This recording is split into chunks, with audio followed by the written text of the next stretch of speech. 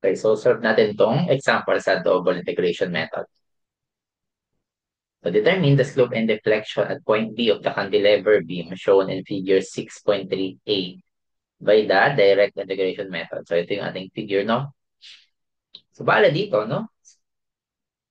Ang unang mo tayo gagawin dito is, kasi ang concept ng double integration ay magkakat tayo dito sa right end, no? Ay, hindi mo exactly doon sa pinakadulo, pero dito lang, rightmost, or yan, pag ganun, to the left, yung cut natin. So, tuwagatin na section AA, no? Okay? So, bali, pag kinat natin yan, okay, dumunta tayo sa concept, no? So, ito ating cantilever beam. Okay, so ito, yung original length ng beam, di ba? 6.5 meter. Pero pag kinat natin yan, hindi na yung 6.5. Magiging X na yan, no? Okay, yung buong kinat natin ay X na. Then, syempre, ito A. So, di ba may reaction to, di ba? Tama, may RA ka na vertical. Yung horizontal naman niya, zero naman kasi wala namang horizontal force dun sa beam. Tapos, meron tayong moment, MA. Ma Then, okay, concept ng statics, di ba? Kapag nag-cut tayo, di ba, may internal forces. Ano yung internal forces? Meron tayo diyang shear, shear and moment and normal force. Tama? Tatlo yan. Shear moment and normal force. Kaya lang, dito sa double integration method, ay consider lang natin dito ay yung moment lang, no? Okay, shear and normal force, hindi natin yan consider. So, burahin ko lang, no? Para hindi yan nakakalito. Pero tatlo yun, no? Ang consider lang kasi natin dito is yung moment. Ayan. Kasi na, mag-moment tayo, di ba? Summation of moment is equal to zero. Kaya lang, hindi pa natin alam yung RA and MA. Okay, pero yun nga, simply, pag summation vertical ka, di ba? So, clearly, tama, RA is equal lang dun sa 67 kN natin. Okay, so, ano, statics na naman yan, di ba? 67 lang naman yung ano eh, upward force eh. Ay, vertical force. Downward siya, so RA mo ay upward. Kapag summation moment ka naman dun sa A, okay, in-assume natin na counterclockwise, tama, plus 6.5 times 67 is equal to 0. So, ito sa statics po naman to eh, no? So, type natin sa calcu, ilan yan? No? Yan, 4335.5 kilonewton meter. Yan. Okay, so now, dito, kuha natin yung reaction, no? Summation of moment is equal to 0, no? So, ito lagi siyang pag, ano, pa-counterclockwise, diba? Kasi sign convention yan ng positive moment. Okay, diba? Sign convention ng positive moment yan. Okay, diba? Sign convention ng positive moment ay pag ganyan, tama? Okay. Kaya yung ating direction ng moment doon sa kinat natin ay pa-counterclockwise. Okay. So, yun. Lang. Try na natin. Mission of moment is equal to 0. We have a negative m kasi nga counterclockwise. Ang assumption natin dito ay clockwise positive, no? Sa moment. Plus, RA mo, 67 times yung moment arm na x. Then, minus 435.5 is equal to 0. Now, m, lipat mo lang sa kabila. M is equal to 67x minus 435.5. Yan. Okay? So now, ang kailangan natin dito is slope and deflection, no? Ayun pala yung moment natin. Ano yung concept dito, no? So now, yung ating M, okay, M is equal to Y double prime over EI, no? Ito lang yung concept dyan, no? Mas madali ito tandaan, no? Y prime, okay? Ay, wait lang, baliktad, sorry. Okay, EI, nandito siya. Sorry. Yan. Y double prime is equal to M over EI, no? So basically, yung M na substitute lang natin dito. Then, ano yung Y double prime? Di ba? Second derivative. Now, ano yung mga concept dyan, no? Y double prime kasi, basically, derive na naman to sa curvature eh. Diba?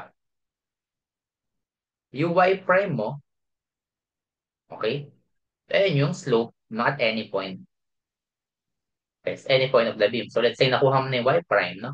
Ayun yung slope niya at any point. So let's say gusto mo makuha yung slope sa free end. Substitute mo lang yung x equals 6.5 doon sa makuha mo Y prime, no? Ganyan yung concept niya. Then yung Y naman, no? Ayun yung deflection at any point, no? Deflection at any point yan. Same thing sa slope point, no? Hindi na gagamit na tayo ng basic na calculus, di ba? Y double prime yan. Paano mo kuha yung Y prime? Simple integrate mo lang. Okay?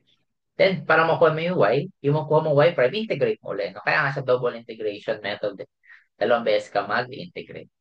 Okay, so try natin, di ba? 67, substitute mo yung m, di ba? M natin nakuha natin, di ba? 67x minus 435.5 over EI is equal to y double prime. Tama? Now, integrate mo once.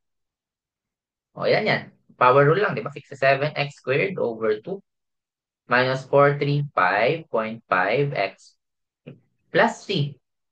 But is C1, no? Is equal to y1. Kasi nga, nag-integrate tayo, di ba? Tama?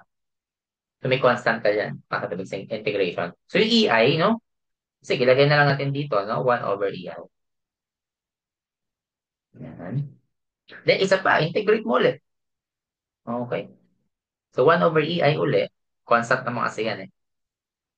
Ilan to? 67, x cubed naman over 3 times 2. Ito ka dyan. So, 6 minus 435, ay, 435.5 x squared over 2 power rule lang ng integration plus C1x plus C2, another constant, is equal to y. Hmm. Ayun, meron tayong slope. Ito yung slope natin. Ito yung deflection. Kaya na may constant tayo ng C1 and C2. So, paano to, no? So, pati makukuha yung C1 and C2. Gagamit tayo ng boundary conditions. Okay? Para masolve natin siya. Conditions. Okay. So, no, kapag ka-cantilever beam, di ba? Ganito siya. Ayun, isipin lang natin, no? Okay? So, let's say may load yan, no? Paano yung elastic curve yan, no? So, yung tinasabi natin elastic curve, no? Elastic curve. Diba?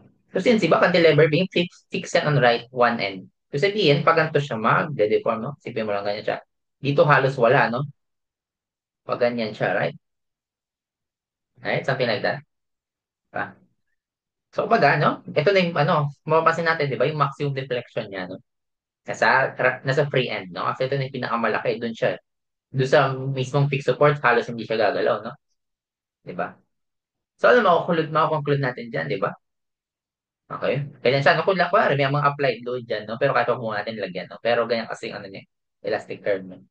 Dito sa free end, no? Let's say point A yan, no? Walang deflection, di ba? Kasi nga fixed yan, eh, di ba? Hindi, ano yan, eh. Walang ano dyan. Walang zero yung deflection dyan sa fixed, eh, kasi nga naka-fix siya. Tama? So sabihin, yung x natin dyan, x equals 0 kasi nga nasa left, eh, di ba? Deflection, y is equal to 0. Tama? Zero deflection dun sa free end. Okay? Now, yung slope dyan, may slope ba dyan? Wala, di ba? Kasi hindi mo nga siya marorotate kasi nga fix siya, eh, di ba? Baga ito yung ballpen, di ba? Naka-fix yan dyan. Wala. Hindi mo, walang rotation na mangyayari. Okay? So, sabihin, at x equals 0 din, yung y prime mo na slope is equal to 0. Kasi di ba, y prime ay slope, y yung deflection. Okay? So, no, paano kung baliktad yung drawing, no? Paano pagpaganto? Kasi pwede rin naman paganto, eh. As an example, no? Hmm. Let's say yung length nito ay L, no? O L din to, no? Yung length niya. L. Ano yung maging boundary condition natin dito? Same thing, no? Pag ganito naman yung elastic curve mo dyan, pag ganyan siya halos, no? Yan, pag ganyan yung bababa niya, no?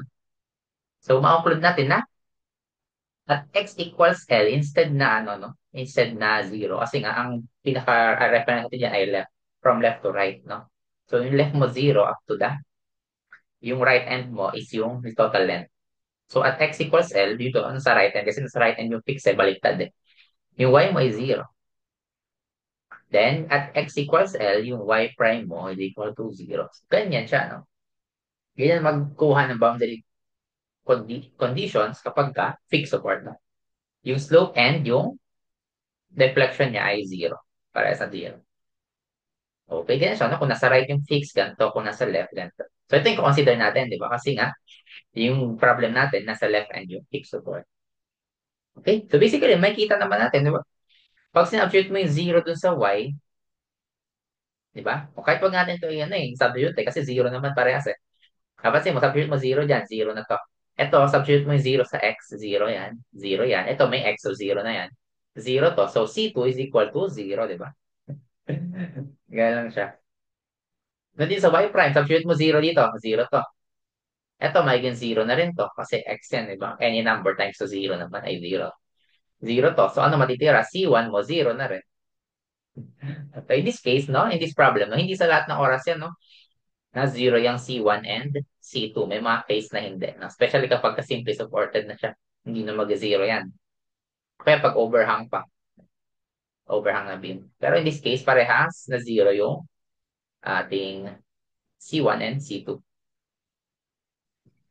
Okay. Wait lang.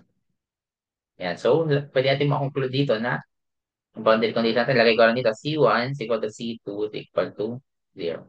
And, so now, rewrite lang natin to, no? And ito lang, no? So, yung ating y prime ay okay, 1 over EI times 67 x squared over 2 minus 435.5x. Yan, no? Okay, so don't forget yung unit natin, no? By the way, sa unit muna tayo, no? Ito moment, di ba? Moment yan, di ba? Anong units niyan? So, lagay ko lang to dito sa moment natin. Di ba? That's kilonewton per meter. Kasi nga moment siya, no? So, ito, no? Yung y prime natin, no? Nag-integrate tayo ng 1. So, therefore, magiging kilonewton meter squared na siya. Okay? Kasi yung moment, kilonewton meter, integrate mo ng 1. Therefore, ito ay kilonewton m squared. Okay, then maglalagay lang ako ng space dito, no? Solve natin yan. Sulat ko na rin yung sa y. Deflection. 67 x cubed over 6 minus 435.5 x squared over 2. Ito naman, kilonewton, m cubed naman yan. Yan yung units, no? Okay? So now, dito, ang gagawin natin dito, ano ang pinapahanap sa problem? Slope and deflection at point B of the cantilever beam. Saan ba yung point B nakalocate? Ay, wait lang. Nasa right end, no? Ito, nasa right end yung point B. Ito yung point B natin sa figure. So, ibig sabihin, ang substitute natin na x ay yung total length, no? Na 6.5 meter. Okay, yan yung substitute natin sa x. Okay? So, sabihin, ang ano natin, slope at b, no? Is equal to, ito na, sulat natin dito. Okay. Y prime at b, no? Ang ano yung substitute natin na x? 6.5 kasi nga yung b natin is nasa right end, which is yung consider natin na x doon is yung 6.5. Kasi yun yung pinaka ano, length ng beam since nasa right end siya. Dito, sige, 67 over 2 times 6.5 squared minus 435, 6.5. Ayan, no? Ito na, ito, this is ano, kilonewton meter squared. Okay, then ano yung EI natin? Substitute natin yung EI. Ano yung value ng E? 200 gigapascal and 315 times 10 raised to 6. Ito, no, nasa figure. 200 gigapascal. Unit analysis na rin, no? Ano yung gigapascal? Diba ang gigapascal ay kilonewton mm squared. Kilonewton mm squared times sa 315 times 10 raised to 6 mm to the fourth. Okay, tama. Check lang natin. Yeah, tama. Ito. Tingnan natin yung unit analysis, no? Okay. Ito, makakancel na yung kilonewton. Kilonewton. Itong mm squared, cancel to. Matitira dito mm squared. Mm to the fourth, may mm squared. Hindi pa consistent yung unit natin kasi nga meter squared yun nasa taas, squared yun nasa ilalim. So para maging makancel out yan, multiply natin ng 1 meter is equal to 1,000 squared, diba? Ayan. So naka-squared yan. So ibig sabihin, itong squared, maka-cancel na to. So meter squared, maka-cancel na to. Ayan na yung ating slope at B, no? Diba? Ayan na siya. So, try natin type sa calc, no? Lang. Ayan, type natin sa calc yan. And so, medyo mahaba lang, no? Pero ganyan siya. And so, we have here, ilan yan? 67 over 2 times 6.5 squared. And minus 435.5 times 6.5. Ayan, no? Then, over, ayan, 200 times 315 times 10 raised to 6. Ayan. So, mamaya ko na yung sulat yan. Equal muna natin. Then, times 1,000 squared, no? Ayan. So, 0 point, negative 0.0225. So, ito dito. Negative 0 point, like 0.0225. 225, yan. Okay, lang. Yan. Lang. At itlagay. Negative 0.0225 rad, no? Radians yung unit niya, no? Sa iba kasi, na-cancel naman lahat ng unit, no? Since slope yan, ang unit niya is rad, no? Okay. So, bakit negative yan, no? Ano ibig sabihin yan? Yung direction natin, di ba? Pag ganito yung ano natin, assumption ng ikot, di ba? Ganyan kasi moment natin, paangat. Ibig sabihin, pabaliktad yan, no? No? Sabihin, pwede mo isulat na ganyan. Actually, pwedeng ito na, okay, pwede mo namang gawing positive siya. Kaya lang, i-indicate mo lang yung direction ng clockwise. Yan, okay. Kasi nag-negative siya kasi nga, yung in-assume natin ng moment, di ba? Pag ganon. Pag ito yung fix, di ba? Pag ganito. Sabihin, in-assume natin na yung rotation niya is pag ganon, pa-counter. Kasi nag-negative siya, opposite yung rotation niya dun sa in-assume mo. So, pa-clockwise. Kaya kung i-convert ko sa degrees, multiply lang ng 180 over 5, di ba? Yan. Ano, same thing here, no? O, ano may iba dyan, no? Ganun lang din. Kasi nga ito, y at b naman to eh. Sabihin niyan, deflection at b. Same lang din yung substitute mo, di ba? 6.5 lang din kasi ayun na yung pinaka ano, eh. Yung b natin is located sa 6.5 from the left. Okay? Minus 435.5 over 2 times 6.5 squared. Ito, kilonewton m cube na nabura. Kilonewton m cube. Over, same lang naman yung EI mo, kilonewton mm squared. Actually, kung ano, medyo sanay ka na dito, kahit wag mo na ilagay itong unit, no? Kahit wag ka na mag-unit analysis. Pero yun nga, para makita lang. May cancel again po, cancel. Squared cancel, squared na lang itong to the fourth. Na meron ka ditong cube, no? Cube, no? So, multiply natin yan ng 1 meter, 1,000 And erase mo sa cube, no? So, ito cube cancel, meter cube cancel na to. Kasi naka-cube to eh. Ito naman, meter squared, then ito meter cube. So, may matitira kang mm. Ganun tayo unit analysis. Usually kasi naman talaga yung unit ng ano, deflection, no? Bibihira yung meters, no? Kasi pag meters, masyado maliit, no? Kasi pag usually nasa less than 100 na yan eh. Pag deflection, di ba? O, malaki na yung pag nag-exceed sa 100. So, try natin. Ilan yan? 7 over 6 times 6.5 cube minus 435.5 over 2 times 6.5 squared. 200 times 10, 315 times 10 raised to 6. Ay, equal muna natin. Then, times natin sa 1,000 cube. Ayan. 97.354. Negative 97.354 mm. O, since negative yan, ang ibig sabihin lang yan, di ba? Pwede mo isulat na 354 mm downwards, no? Okay, negative siya, no? Kasi in-assume na natin dito, di ba? Pag ganito kasi ikot eh, di ba? In-assume natin dyan sa pagkat natin. Sabi ko, ito yung beam mo. In-assume mo na pa ganyan. So, in-assume mo na parang paangat siya, no? So, which is mali. Nag-negative yung sagot natin. Sabi pababa. Which is gano'n naman talaga. Yung deflection natin. Pababa naman talaga. Kasi kung titignan natin dito sa elastic curve, di ba? Ito. Di ba? Nandito yung ano, point B, di ba? So, yung deflection mo is ito. Pababa siya. And yun nga, yung deflection dito sa point B, ay na rin yung maximum deflection. Ito na rin yung max def. No? May max def. Maximum deflection. Tama. Kasi nga, di ba, sa cantilever beam, pag cantilever beam lang, no?